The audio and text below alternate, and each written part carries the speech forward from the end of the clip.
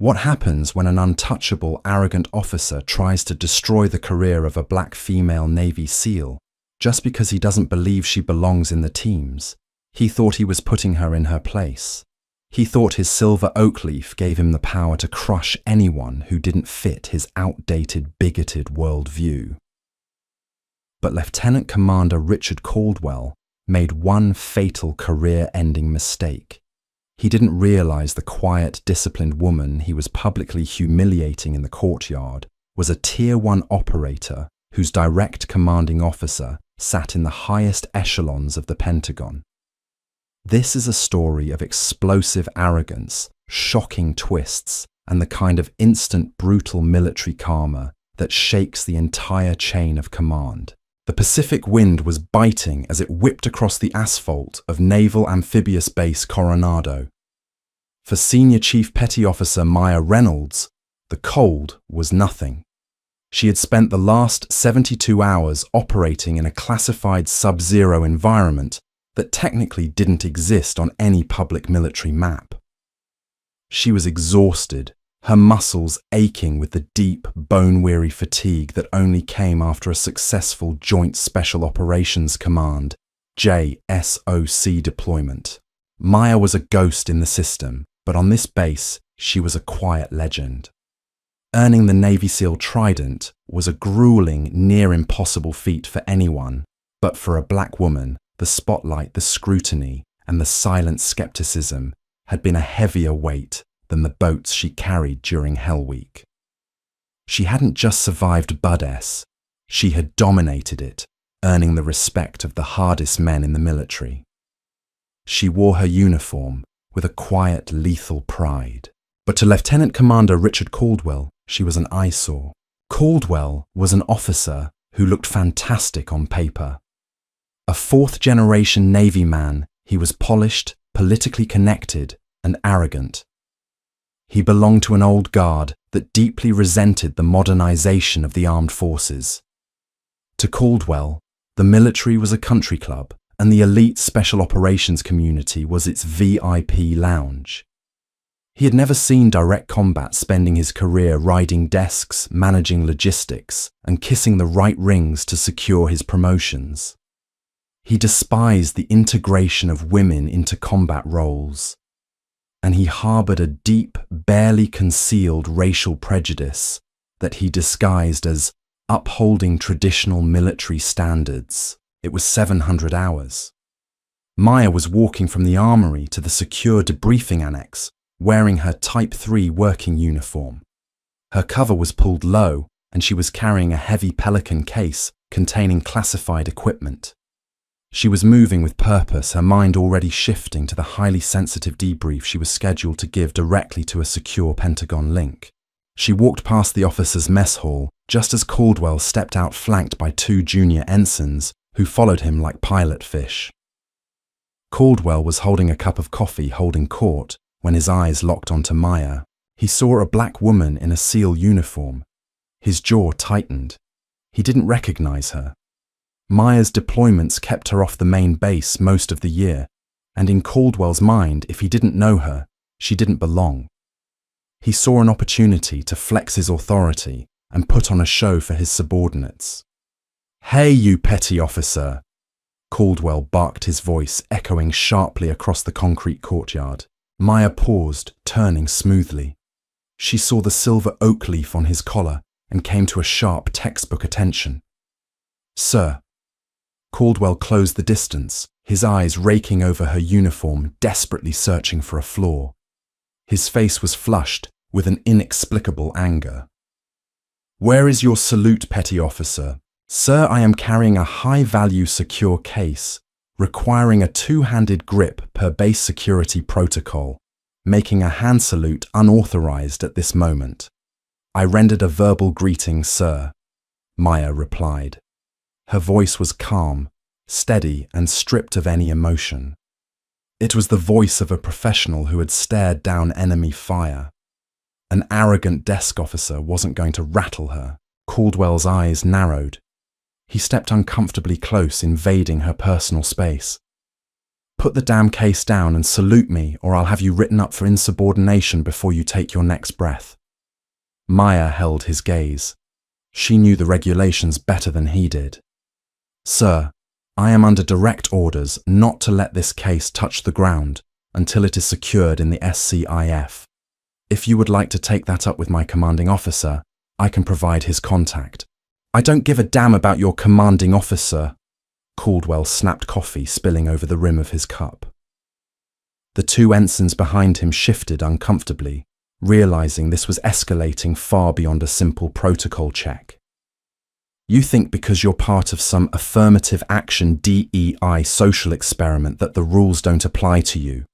You think sewing that trident on your chest makes you untouchable.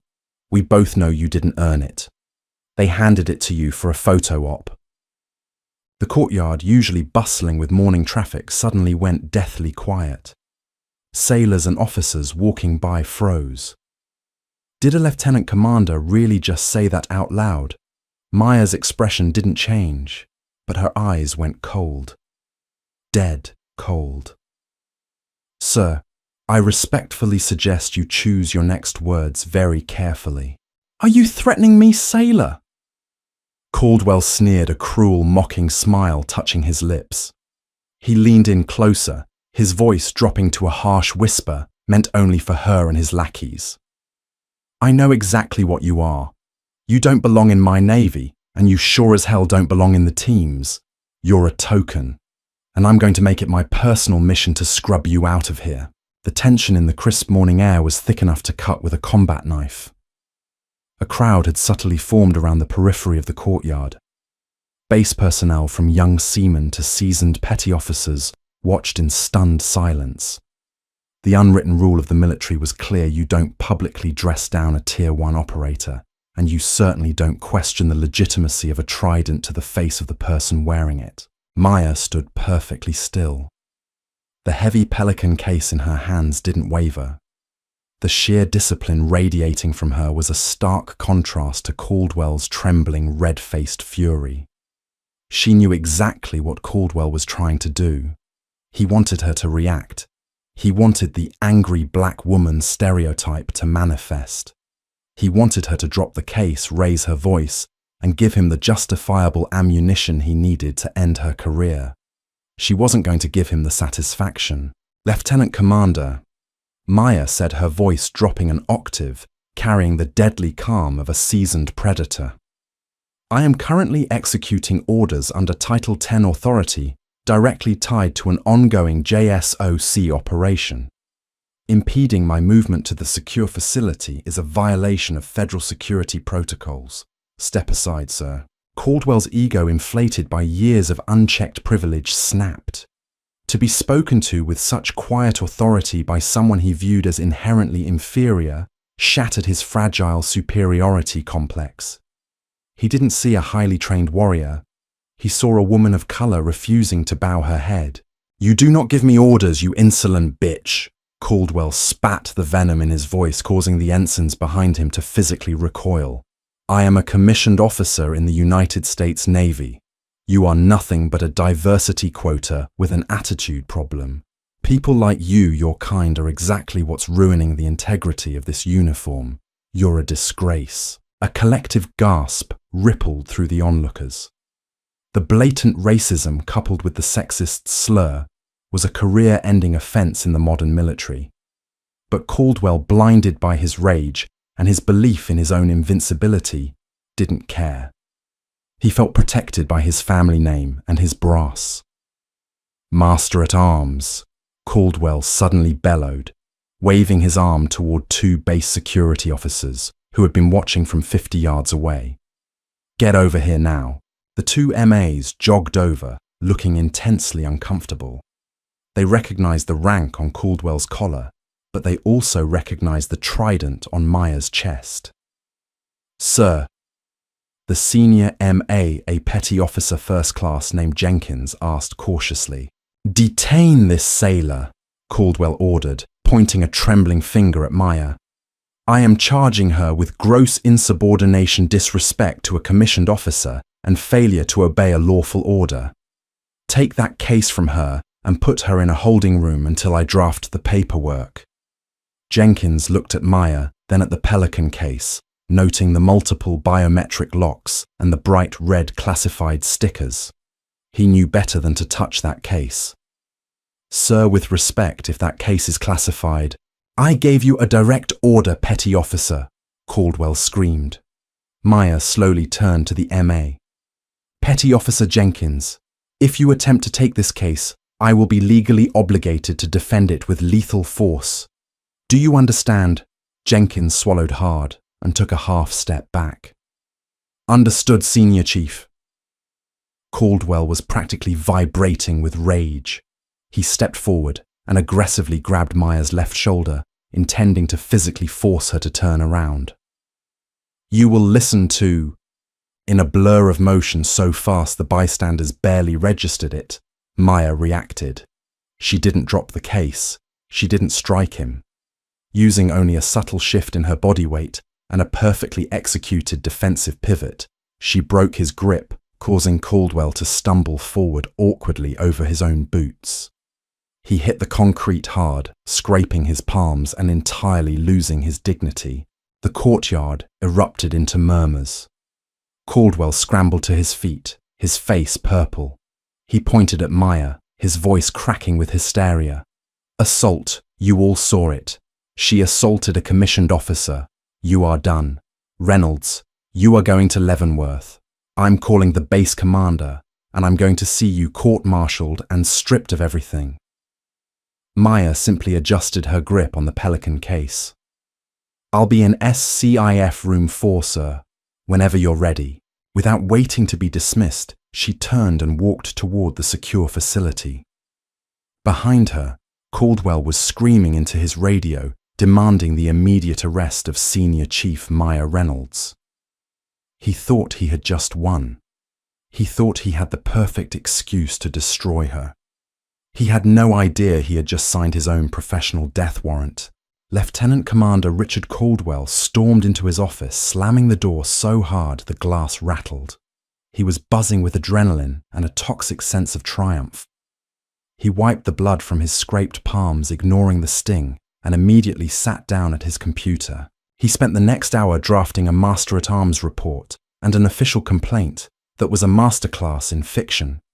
He documented that Senior Chief Reynolds had aggressively approached him, used profound profanity, refused a lawful order, and violently shoved him to the ground without provocation. He left out his slurs, his physical aggression, and the classified nature of the equipment she was carrying. He explicitly requested an immediate general court-martial dishonorable discharge and confinement. To ensure maximum damage, Caldwell bypassed the standard chain of command. He used his old boys network, forwarding the report directly to the base commander Captain David Mitchell and CCing 2 friendly contacts at Naval Special Warfare Command. He leaned back in his leather chair, smirking. "Let's see your diversity initiatives save you from striking an officer," he thought. Meanwhile, inside the heavily fortified walls of SCIF Room 4, Maya Reynolds was not panicking. She sat calmly at a metal desk, the Pelican case secured in the biometric vault behind her. She had just finished a 90-minute secure video teleconference downloading intel that would lead to the dismantling of a major international arms syndicate. As the debrief concluded, she looked at the screen. "Sir, there is an administrative issue on base I need to report." 3,000 miles away, inside the E-ring of the Pentagon, sat Admiral Thomas Hayes. As the Deputy Chief of Naval Operations for Operations Plans and Strategy, Hayes was one of the most powerful men in the United States military. He was also the man who had personally selected Maya for this high-stakes, off-the-books mission. He knew Maya's character better than anyone. He knew she possessed a discipline that was practically superhuman. "Go ahead, Senior Chief," Admiral Hayes said, leaning forward in his chair. Maya gave a concise, emotionless, and perfectly accurate recounting of the incident in the courtyard. She repeated Caldwell's exact words, including the racial and sexist slurs, and described his physical attempt to grab her while she was securing the classified package. Admiral Hayes's face turned into a mask of cold, hard granite. He put his hands on you while you were carrying the Echo 7 package. Yes, Admiral. I used a standard defensive pivot to maintain custody of the package. He lost his balance. He has stated his intent to file assault charges. Hayes didn't yell. Men at his level of power rarely needed to. But the temperature in the Pentagon office seemed to drop 10 degrees. Hold your position, Maya. Excellent work on the op. I will handle the Lieutenant Commander. The screen went black. Admiral Hayes picked up his secure red phone. He didn't call the base commander. He bypassed the entire West Coast hierarchy and dialed directly into the office of the Secretary of Defense, William Sterling. Bill, Hayes said when the secretary answered. We have a massive problem at Coronado. A desk jockey lieutenant commander just assaulted a Tier 1 operator returning with the Echo 7 intel, called her a racial slur in front of half the base, and is actively attempting to frame her for assault. Who is the operator? The secretary asked, his tone immediately serious. Senior Chief Reynolds. There was a pause on the line. The Secretary of Defense knew exactly who Reynolds was. She had saved his nephew's life during a hostage rescue operation in Syria 2 years prior. She was highly decorated untouchable and one of the finest assets the military possessed. I want that officer's head on a spike before lunch, Tom, the secretary said quietly. Burn him down. Back in Coronado, Base Commander Captain David Mitchell was staring at his computer screen, horrified. He had just read Caldwell's explosive report. He was reaching for his phone to call the Master-at-Arms to bring Reynolds in when his private direct-to-Pentagon emergency line began to ring. It was a line that had only rung twice in his 3 years at the command. He snatched it up. Captain Mitchell. Captain, this is Admiral Thomas Hayes, Deputy Chief of Naval Operations. The voice boomed, carrying the weight of a freight train. You have a Lieutenant Commander Richard Caldwell under your command. I want him detained, stripped of his security clearance, and confined to quarters immediately. Mitchell blinked, stunned. Admiral, with respect, I just received a report from Caldwell stating he was assaulted by... I don't give a damn what fiction Caldwell just typed up. Hayes roared, his anger finally breaking through. He interfered with a highly classified JSOC operation attempted to physically assault an operator carrying top-secret materials and violated federal anti-discrimination laws in front of 40 witnesses. You are going to pull the base security footage of the courtyard right now. If it confirms what I already know, Caldwell isn't just getting court-martialed. I am personally going to see him buried under Leavenworth. Captain Mitchell felt a cold sweat break out on his neck. Yes, Admiral. Immediately. Mitchell slammed the phone down. He hit the intercom button for his aide. Get Master Chief John Bradley and a 4-man security detail. Tell them to meet me at Lieutenant Commander Caldwell's office. Right now. The gears of absolute destruction had just been set into motion.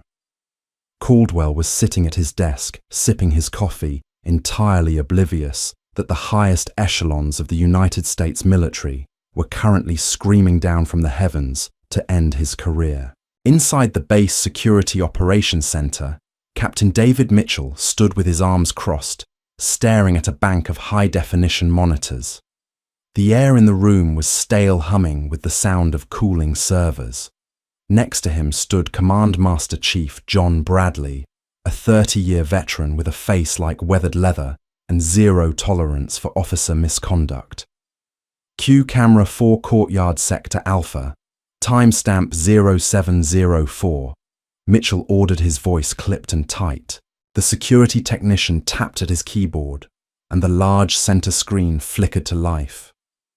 The camera angle was perfect, looking down from the eaves of the mess hall directly onto the confrontation. Because it was standard base security footage, there was no audio, but they didn't need it. The body language told a story that made Captain Mitchell's stomach drop. He watched as Lieutenant Commander Caldwell aggressively intercepted Senior Chief Reynolds. He saw Reynolds snap to a crisp textbook position of attention, the massive classified Pelican case clutched firmly in both hands. Then they watched Caldwell unravel. They saw him invade her personal space, pointing his finger inches from her face. They saw his face contort with shouting, the spit flying from his lips. They watched the two junior ensigns backing away, clearly terrified of the escalating situation. And then came the physical contact. Caldwell aggressively lunged, grabbing Reynolds' shoulder to spin her around. Master Chief Bradley let out a low, dangerous growl. He touched her. He actually put hands on a Tier 1 asset carrying a secured payload. On screen, Reynolds moved with terrifying efficiency. She didn't drop the case. She simply shifted her hips, dropped her shoulder, and used Caldwell's own aggressive momentum against him. He flew forward, eating concrete, while she remained perfectly rooted to the spot, entirely unbothered. "Pause it," Mitchell commanded. He rubbed his temples, feeling a massive migraine blooming. Caldwell hadn't just lied. He had filed a sworn official report that was a complete fabrication, attempting to ruin the life of one of the Navy's most elite operators to cover his own bruised ego. And he had done it while the Pentagon was watching. "Master Chief," Mitchell said, turning to his senior enlisted leader. The look in Mitchell's eyes was lethal. "Are your master-at-arms ready?" Standing by in the corridor, Captain Bradley replied, a grim, predatory satisfaction in his voice. "We've been waiting for this. Let's go relieve a lieutenant commander of his duties." 2 minutes later, Caldwell was sitting in his office, his feet propped up on his mahogany desk. He was on his cell phone talking to his father, a retired rear admiral. "I'm telling you, Dad, it's open and shut." Caldwell laughed into the receiver, twirling a silver pen in his fingers. "She got hostile, shoved me to the ground. I've already sent the paperwork up to Mitchell. We'll have her stripped of that trident and court-martialed by the end of the month. It's about time we cleaned house and got these diversity experiments out of our Navy." The heavy wooden door to Caldwell's office didn't open. It practically exploded inward. Captain Mitchell strode into the room, followed immediately by Master Chief Bradley and 4 heavily armed master-at-arms wearing tactical vests. The sheer kinetic force of their entry caused Caldwell to drop his phone. It clattered to the floor, his father's voice still faintly buzzing from the speaker. Caldwell scrambled to his feet, his arrogant smirk instantly vanishing. "Captain, sir, I was just—" "Stand at attention, Lieutenant Commander." Mitchell roared, the volume and fury in his voice echoing down the hallway. Caldwell snapped upright, his heart suddenly hammering against his ribs. The smug confidence evaporated, replaced by a cold, creeping dread. "Sir, I assume you received my report regarding the assault by Senior Chief." "Shut your mouth." Mitchell interrupted his voice, dropping to a terrifyingly quiet register. He stepped so close to Caldwell that the junior officer could smell the coffee on his breath. "You are officially relieved of your duties, effective immediately pending a federal investigation by the Naval Criminal Investigative Service. Hand over your CAC card, your base ID, and your security clearance badge." Caldwell's face went chalk white. "Sir, there must be a mistake. I am the victim here. I was assaulted. I have witnesses." Master Chief Bradley stepped forward, his massive frame looming over the desk. "Your witnesses, Ensigns Harper and Cole, are currently sitting in separate interrogation rooms, writing sworn statements. Statements, sir, that detail exactly what you said to Senior Chief Reynolds. Every single slur, every single threat." Caldwell swallowed hard, panic setting in. "They're lying. They're intimidated. You can't do this, Captain.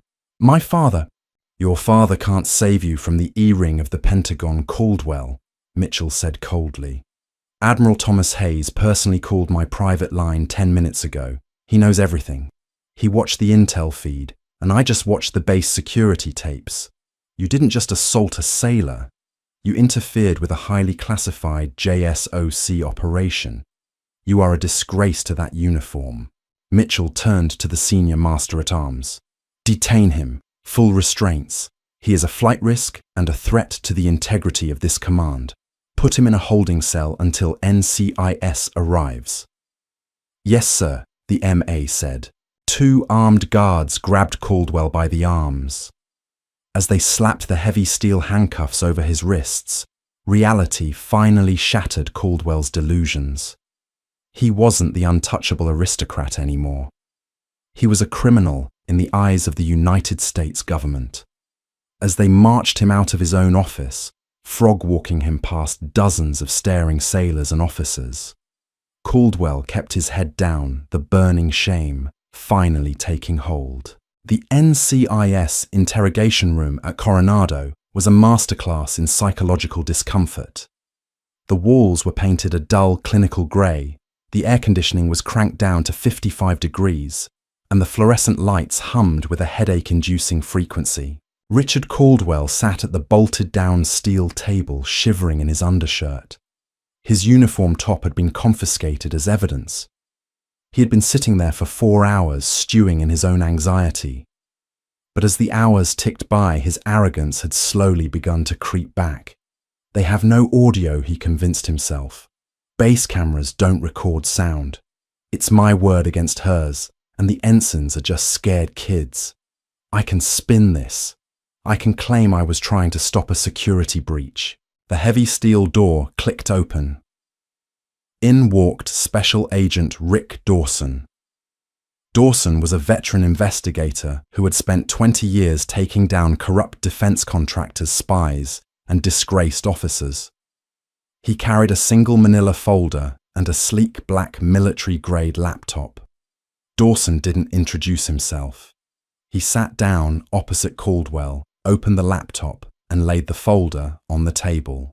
"I want my JAG lawyer," Caldwell said, immediately trying to summon his best officer voice. "I am not saying another word until I have representation. This entire charade is an illegal detainment." Dawson smiled. It was a terrifying empty smile. "You are entitled to counsel, Mr. Caldwell, but I'm not here to ask you questions. I'm here to explain your immediate future.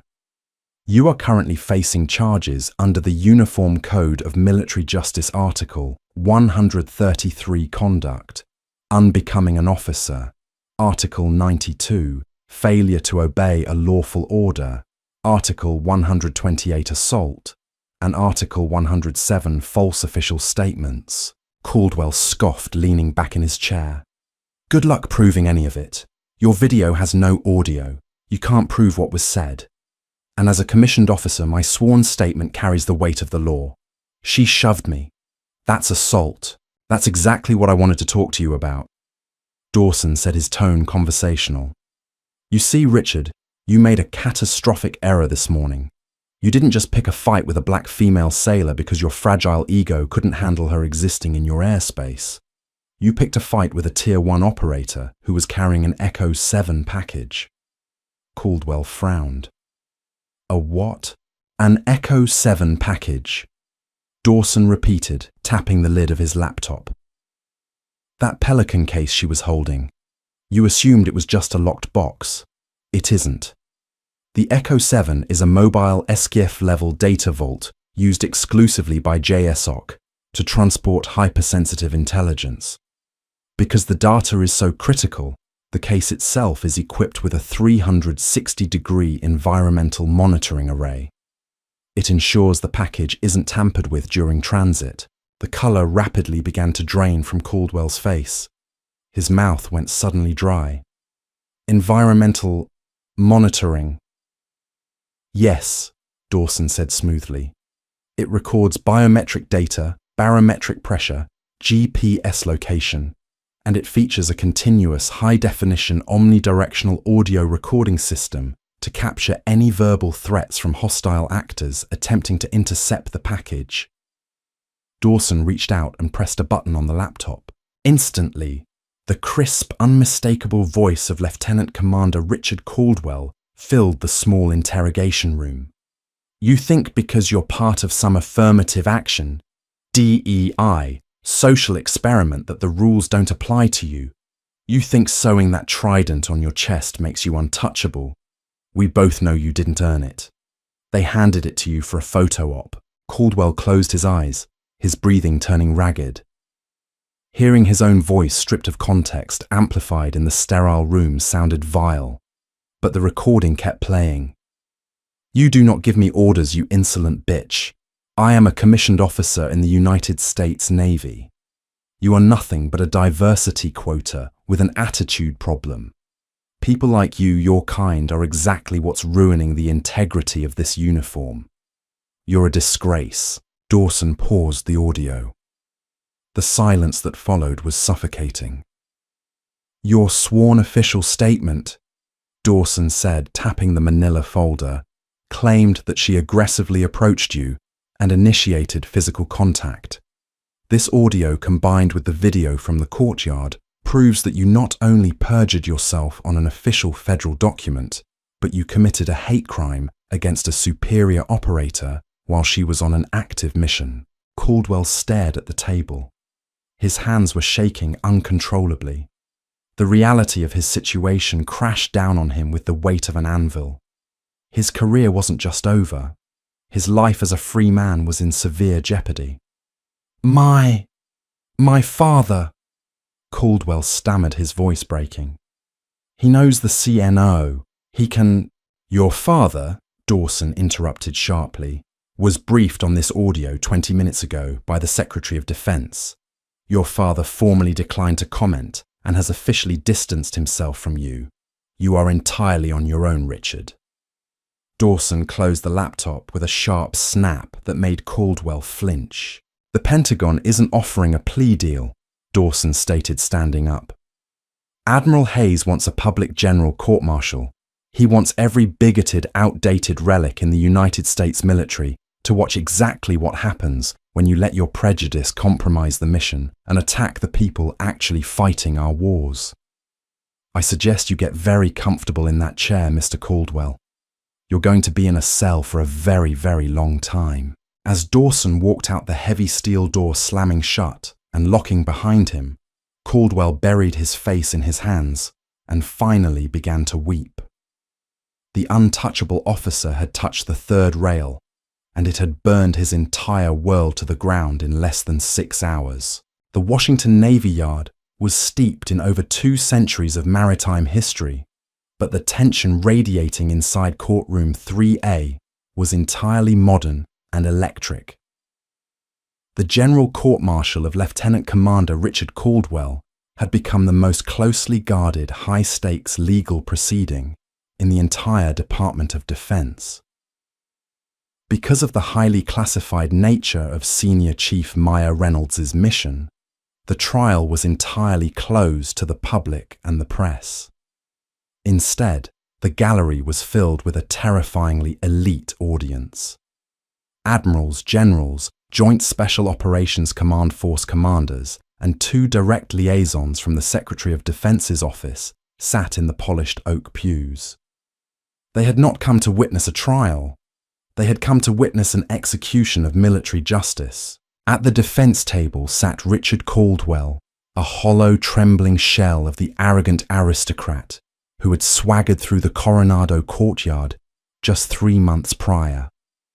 His tailored dress blues seemed to hang off his frame. He had lost 20 pounds in pre-trial confinement. His face was pale, his eyes darting nervously around the room. He kept looking back at the heavy wooden doors, hoping his retired Rear Admiral father would walk through to save him. The doors remained shut. Beside him, his defense attorney, a seasoned JAG captain named Thomas Arris, rubbed his temples. Arris was a brilliant lawyer, but he knew he was metaphorically strapped to a sinking ship.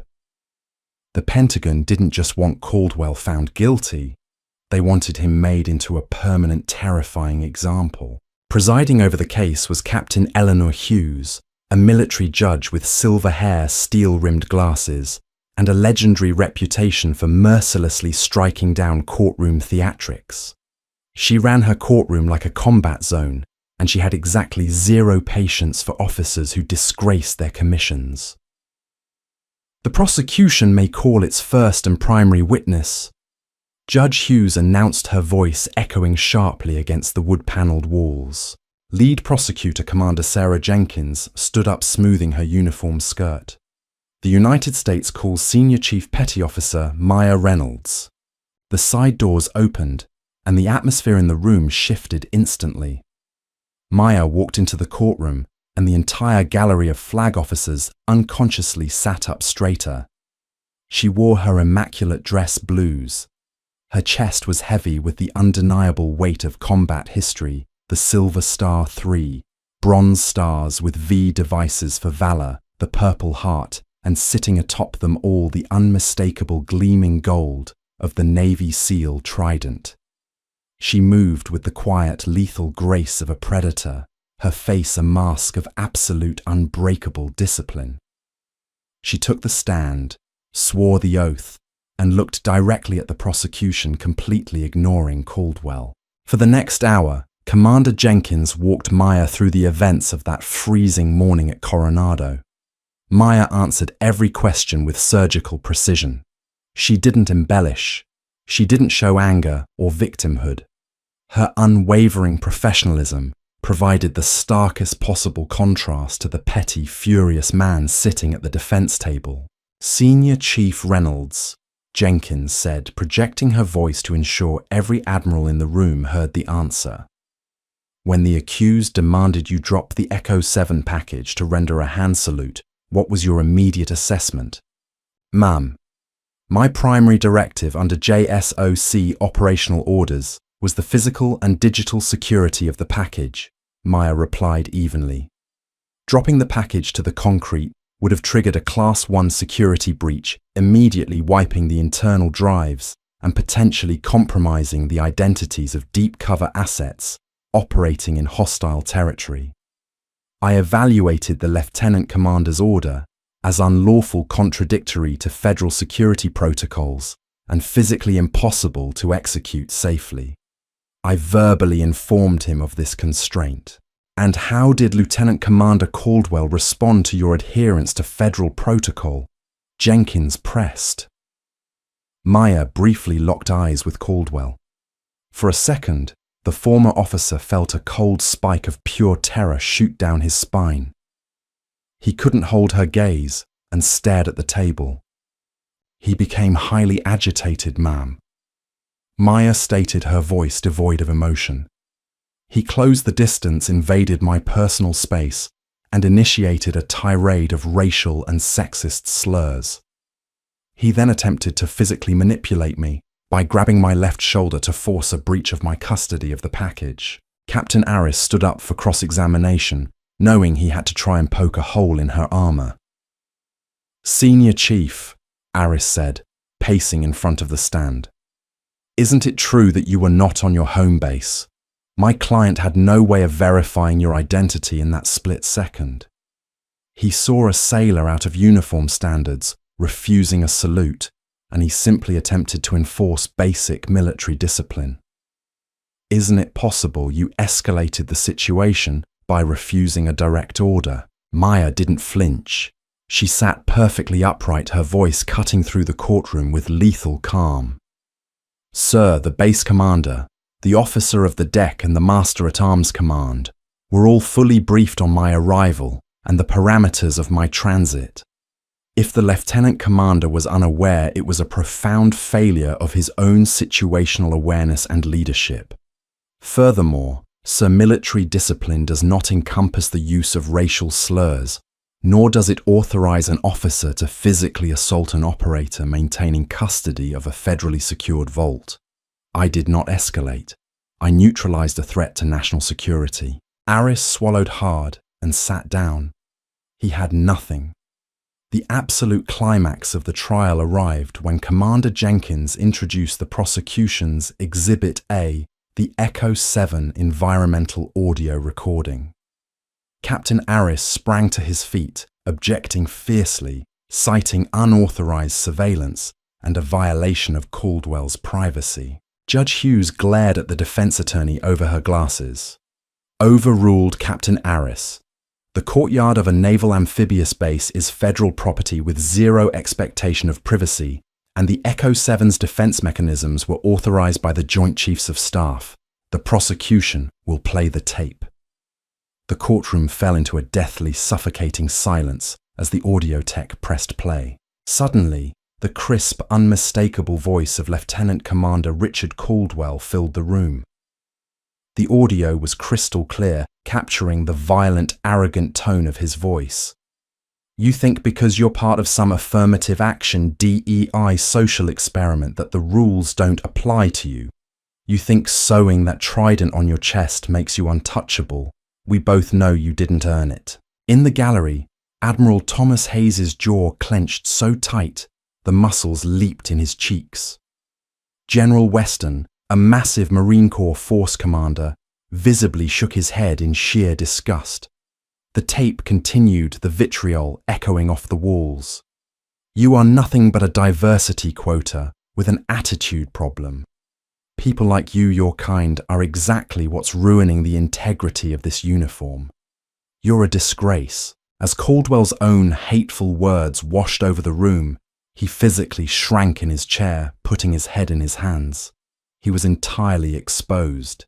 The illusion of the polished superior officer was dead, leaving only a bitter, racist bully. But Jenkins wasn't finished. During her closing arguments, she didn't just focus on the Coronado incident. She brought down a sledgehammer of systemic evidence. She revealed the results of NCIS Special Agent Dawson's deep dive investigation. This audio, Your Honor, is not an isolated lapse in judgment. Jenkins stated, walking directly toward Caldwell and pointing at him. This was the culmination of a career built on systemic bigotry and the unchecked abuse of power. The NCIS investigation uncovered 3 previous commands where Lieutenant Commander Caldwell systematically harassed enlisted minorities. He falsified negative evaluations for Petty Officer David Miller and Seaman John Torres, destroying their careers because of his own prejudice. Lieutenant Commander Caldwell believed his silver oak leaf was an impenetrable shield. He believed he could attack one of the most elite warfighters in the United States military simply because she did not fit his archaic, bigoted worldview. He is a profound danger to the good order and discipline of the armed forces. Judge Hughes did not call a recess to deliberate. She didn't need to. Lieutenant Commander Richard Caldwell. Judge Hughes commanded, her voice slicing through the heavy air. Stand up. Caldwell stood. His legs were shaking so violently that Captain Arris had to put a hand on his arm to keep him from collapsing. I have spent 30 years in the United States Navy. Judge Hughes began looking down at him from the bench with undisguised freezing contempt. I have reviewed the evidence, the testimony, and your service record. Your actions on the morning of November 12th represent a catastrophic failure of leadership and a deep systemic moral rot. You assaulted a superior warfighter. You jeopardized highly classified national security intelligence to satisfy your own fragile ego. And you disgraced the uniform of the United States Navy with your repulsive, bigoted rhetoric. She paused, letting the silence crush him before delivering the final blow. I find you guilty on all charges. You are hereby stripped of all military rank privileges and veteran benefits. You will forfeit all pay and allowances immediately. You are sentenced to a dishonorable discharge from the United States military, and you are sentenced to serve 15 years of hard confinement at the United States Disciplinary Barracks at Fort Leavenworth. Master-at-Arms take the prisoner into custody. Caldwell's knees completely gave out. A choked, pathetic sob escaped his throat as 2 heavily armed guards grabbed his arms, lifting him forcefully to his feet.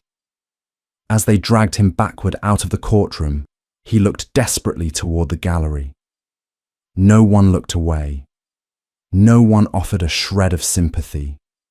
The most powerful military leaders in the world simply watched in cold silence as the trash was permanently taken out. The karma that hit Richard Caldwell was not a swift, fleeting moment of embarrassment. It was a slow, agonizing, and permanent descent into a personal hell of his own making. 6 months after the gavel fell in courtroom 3A, the heavy reinforced steel gates of the United States Disciplinary Barracks at Fort Leavenworth slammed shut behind him. The metallic clank echoed like a gunshot through the intake processing center. Caldwell stood shivering in the harsh fluorescent lighting, entirely stripped of his tailored dress blues, his polished shoes, and his silver oak leaves. In their place, he was handed a folded stack of rough, drab brown prison garments. He was no longer a lieutenant commander. He was inmate number 84992. "Put him on 84992, ordered the intake officer, a battle-hardened Marine Corps gunnery sergeant named Miller. Caldwell hesitated, his hands shaking as he held the rough fabric. His old arrogance flared up a dying ember in the freezing reality of his new life. "Sergeant, I am a former commissioned officer. There are specific protocols for the housing of—" "Shut your mouth!" Miller snapped, closing the distance between them in a fraction of a second. The gunny's eyes were cold, dead pools of absolute contempt. "You aren't a former anything. You are a disgraced federal convict who assaulted a Tier 1 operator and compromised national security because you're a bigot. The men in this facility include murderers and thieves, but even they wouldn't stoop to what you did. You get no protocols. You get a bunker toilet and whatever job I tell you to do. Now put the uniform on before I have you thrown in solitary." The reality broke Caldwell. He dressed in silence, the scratchy fabric feeling like sandpaper against his skin. His assignment was the industrial laundry facility. It was a cavernous, deafeningly loud room located in the sub-basement of the prison. The temperature hovered near 110 degrees thick, with the suffocating humidity of boiling water and the sharp, eye-watering stench of industrial bleach. For 10 hours a day, 6 days a week, the man who had spent his career riding mahogany desks and attending country club mixers was forced to haul massive waterlogged carts of filthy prison linens. The physical toll was immediate and brutal. Within weeks, Caldwell dropped 20 pounds. His soft manicured hands became calloused, blistered, and split open by the harsh chemicals. His back ached with a deep, unrelenting pain. But the psychological torment was infinitely worse. In the prison hierarchy, Caldwell was subhuman. One humid Tuesday afternoon, exhausted and trembling, Caldwell lost his grip on a heavy canvas laundry bin. It tipped over, spilling wet sheets across the concrete floor. "Look at the commander," sneered inmate Briggs, a former supply clerk serving 10 years for grand larceny, as he leaned on his mop. "Can't even handle a laundry basket. Good thing you never saw real combat, Caldwell. You'd have gotten people killed." Caldwell flushed red, his fists clenching. "Back off, Briggs!" A prison guard, Corporal Henderson, stepped out from the overseer's booth. Henderson rolled up his sleeves, revealing a faded tattoo of an Army Ranger scroll on his forearm. He walked over, looking down at the mess, and then at Caldwell. Caldwell expected the guard to discipline Briggs. Instead, Henderson kicked a wet sheet directly onto Caldwell's boots. "Clean it up. 84992. Henderson said quietly. The disgust in his voice was absolute. "Every time I look at you, I think about the men and women downrange actually taking fire while you were playing dictator in a courtyard. You make me sick to my stomach. 15 minutes to get this line moving, or you lose your recreation time for the month." Caldwell dropped to his knees on the wet, chemical-soaked concrete, frantically scooping up the heavy linens as the other inmates laughed. It was in that exact moment, scrubbing the floor under the hateful gaze of a combat veteran, that Caldwell hit absolute rock bottom. He returned to his 6x8 cell that evening completely hollowed out. Waiting on his thin mattress was a legal envelope. It was from his father's attorney. His hands shook as he tore it open. The letter was brief, typed in sterile legalese. It informed him that his father, the retired Rear Admiral, had officially restructured the family estate. Richard was entirely disinherited. His access to the family trust, to pay his mounting legal fees, was permanently severed. He was, in every sense of the word, entirely alone. Caldwell curled into a ball on his metal cot, buried his face in his scratchy blanket, and wept until his throat bled. While Caldwell drowned in the cold isolation of his cell, a world away, the universe was delivering a radically different verdict. Inside the hyper-secure subterranean confines of JSOC headquarters at Fort Bragg, the atmosphere was electric. The room was soundproofed and windowless, but it felt warmer than any place on Earth. It was filled with 50 of the most lethal quiet professionals on the planet, men with thick beards, tattooed arms, and eyes that had seen the darkest corners of human conflict. They stood in perfectly disciplined rows, wearing their dress uniforms, the air smelling faintly of gun oil, strong coffee, and polished leather. At the front of the room stood Admiral Thomas Hayes, resplendent in his whites, and Secretary of Defense William Sterling. Maya Reynolds stood at the position of attention before them.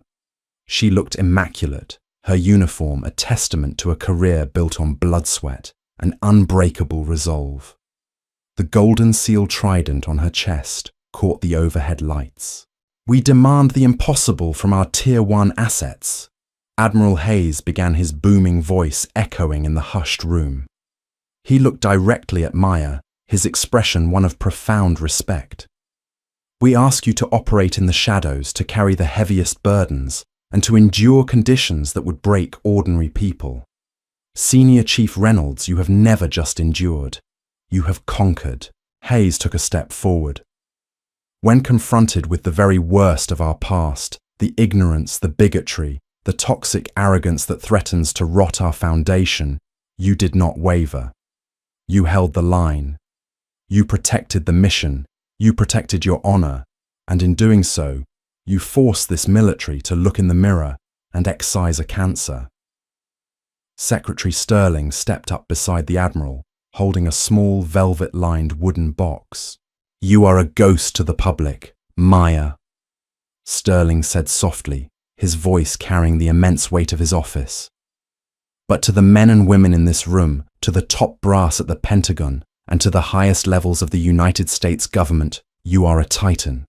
You have shattered ceilings, not by loudly demanding it, but by quietly proving that excellence has no race, no gender, and no limits." Sterling opened the box. Inside rested 2 gleaming silver stars intertwined with a fouled anchor, the insignia of a Master Chief Petty Officer. "It is the greatest honor of my career to authorize this," Sterling said. He and Admiral Hayes stepped forward, carefully removing Maya's old rank insignias and pinning the new anchors to her collar. "Ladies and gentlemen," Admiral Hayes announced, turning to the assembled operators, "I present to you Master Chief Petty Officer Maya Reynolds, the first black female operator in the history of the United States Navy to achieve this rank." The room didn't just applaud, it erupted.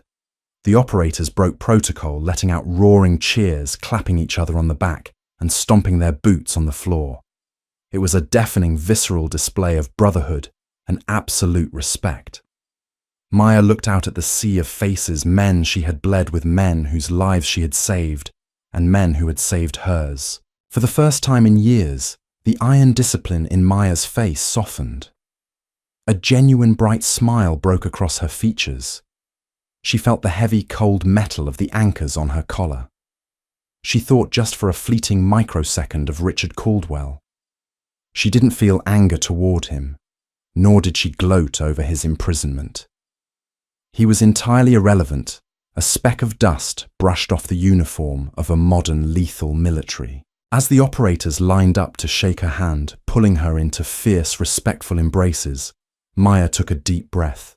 She had broken the barrier. She had survived the crucible. She adjusted her cover, the golden trident shining fiercely on her chest. The ceremony was beautiful, but she knew the reality of her life. She had a high-altitude jump briefing in 45 minutes. The garbage had been taken out, the mission was secure, and Master Chief Reynolds had work to do. The collision between Master Chief Maya Reynolds and the disgraced Richard Caldwell serves as a brutal, unforgettable reminder. True power isn't found in a rank pinned to a collar. It's forged in discipline, character, and action. Caldwell believed his privilege made him a god, but his arrogance blinded him to the reality that he was picking a fight with a titanium wall. The military karma was absolute, swiftly purging the toxicity from its ranks and allowing the real heroes to rise to their rightful place. Maya didn't just survive the attack. She exposed a broken system, shattered glass ceilings, and cemented her legacy as one of the most elite warfighters in modern history.